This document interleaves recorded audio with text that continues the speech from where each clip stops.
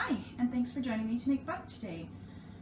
You very possibly have made butter with me before out at Huble Homestead Historic Site, and if you have, you may have heard me say that butter is very easy to make at home, and if that's the case, then here I am to prove it.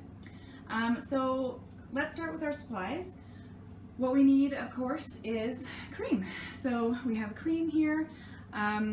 This is our only ingredient, so we need that. We'll need a jar to shake our cream in. We will want to have a few other things ready for when our butter is finished. So we want maybe a measuring cup or maybe a glass or a cup of some kind so that we can pour our buttermilk off into it. We'll need a bowl for our finished butter. We'll need a sturdy spoon, kind of like a soup spoon, and we'll want a butter knife to spread our butter, and of course something to spread it onto so we can taste it. I prefer salted soda crackers, but if you have bread or anything that you like butter on, that'll work perfect. So just a moment to talk about the cream, our one ingredient. What you are looking for, this is from the grocery store, it's found in the dairy aisle by the milk. You're looking for whipping cream. It's also called heavy cream sometimes, but you'll probably see it as whipping cream. This is the only thing that will make butter. So don't get confused if you see products like coffee creamer or Cremo or half and half milk. None of those things are going to make butter. If you buy whipped cream, remember that whipped cream is whipping cream that's already been whipped. So in the store that has additives and stuff in it, you don't want to make butter with that. So really all you need is our whipping cream. As you can see, this has 33% milk fat in it, and that's the key to making butter, because butter is really just fat brought together as butter. So I've poured some in a jar here. I'm just using a small jar. You can use a bigger jar if you want to make more butter. But the real thing to remember here is that the more cream you use to make butter, the longer it takes. So you just gotta stick with it. This amount of butter, I should think, will probably take about 5 or so minutes. If you were going to make this whole container full of cream into butter, that's 2 cups, that would take you more like 15 to 20 minutes. So now we gotta start shaking. So whether we use a jar or we use one of the many different kinds of butter churns that are out there to make our butter, the real key is to get it moving around. So when you fill your jar with cream, make sure that whatever size you're using, you don't fill it more than halfway full, because you need room for the cream to be moving around. So cream has a lot of fat in it. We talked about it being 33% fat. And if you think of the fat kind of like little blobs floating around in the cream, as we shake them, those little blobs of fat start like moving around. They start bumping up against one another. And the more that they bump up against one another, the more they want to stick together. And then eventually we'll convince them to all be sticking together, and that will end up as our clump of butter. So this can give you a bit of a workout. So if you have any siblings at home or your mom or dad are around to help you out, it's good to take turns. One thing that you want to do is give it good shakes. You don't want to do super slow shakes. It'll take forever to make butter. So you might wonder, if we're using whipping cream to make butter, and you usually buy whipping cream to make whipped cream, you might wonder what's going on, and the fact is we're actually going to make both whipped cream and butter out of this whipping cream today. So if you're thinking of the fat all stuck together as butter, that's when it's all really stuck together, right? If we imagine the fat blobs sort of half stuck together, that's essentially whipped cream. So this is still moving around. You can probably hear it. Yeah, it's getting thicker, you can tell, but we still need to keep shaking it for a little while here. We will eventually start to notice that it moves around less and less. It seems like it's moving less and less, and there might even be a point where it feels like the jar is empty, and that's when we know we've made whipped cream. cream, where it's really thick and sort of stuck together, but it's not butter yet. So one good sign of that is when your cream isn't really moving around anymore. So we've got to keep shaking. So now if you listen to this, it's not really moving around very much, which means that we're at whipped cream. So let's take a look. You can see it in there. Pretty good. You can see it's all stuck on the sides of the jar.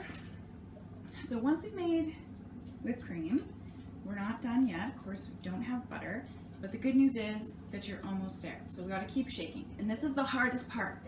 You have to keep shaking even though it feels like there's hardly anything happening in there.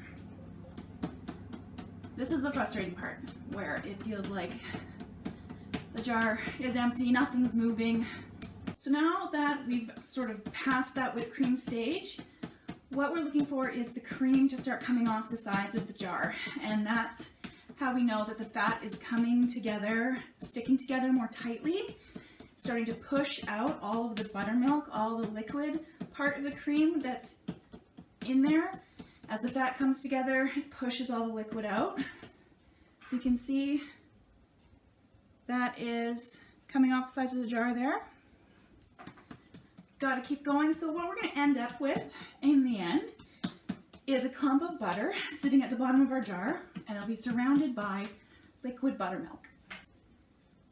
So now you can see it's really coming off the sides of the jar. It's looking kind of greasy. That's the butter fat. Keep shaking.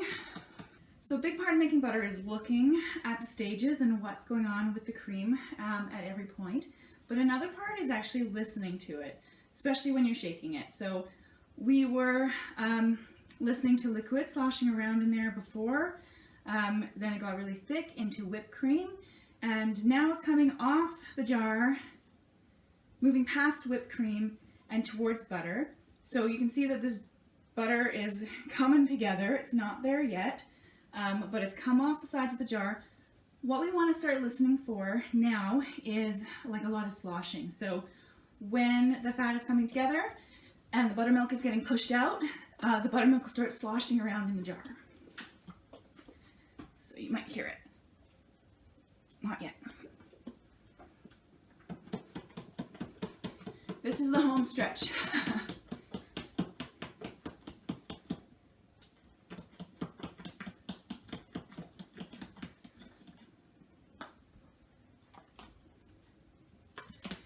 So you might hear it now. You can hear that buttermilk in there sloshing around. That means the buttermilk is being pushed out as the butter comes together into a clump. Now it's really going. Let's take a look. So I don't know if you can see in there all those chunks there. That is butter. We've got this liquid buttermilk sloshing around. So now what we need to do is drain it off. You can either use the lid of your jar or you could use your spoon to drain it off. So we pour it out.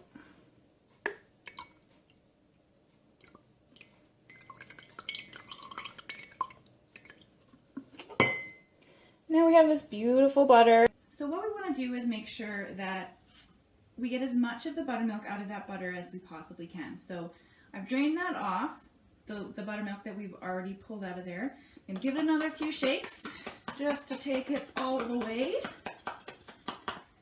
You can see there's a little bit more coming out. We'll drain that off as well. A little bit more.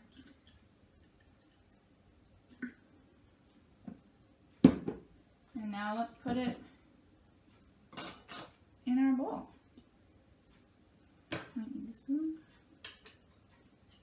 Beautiful. So what we want to do now is press this butter. We're going to take our spoon and we're going to sort of hold it up against the side and just push on it. So as you can see, when I press it, there's more buttermilk coming off and out of the butter. We're going to pour it off. We don't want to keep it in our butter. We just want to press a bit more. So if we were making more butter and we wanted to save it for a while, at this point we could wash it with cold water, which would help it keep a lot longer.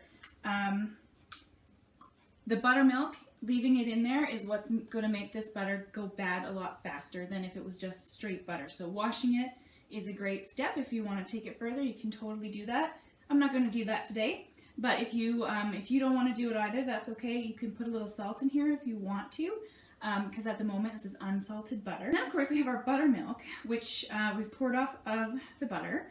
If you like milk and you want to taste it, totally try it.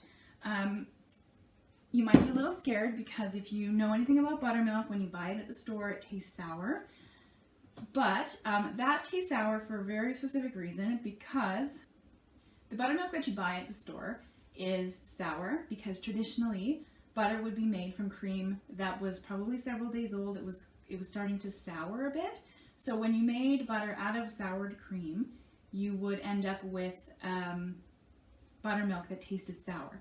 A lot of people didn't like to drink it like that, so that's how they created recipes to use it up in, where that sour taste is good, like in buttermilk pancakes and buttermilk biscuits.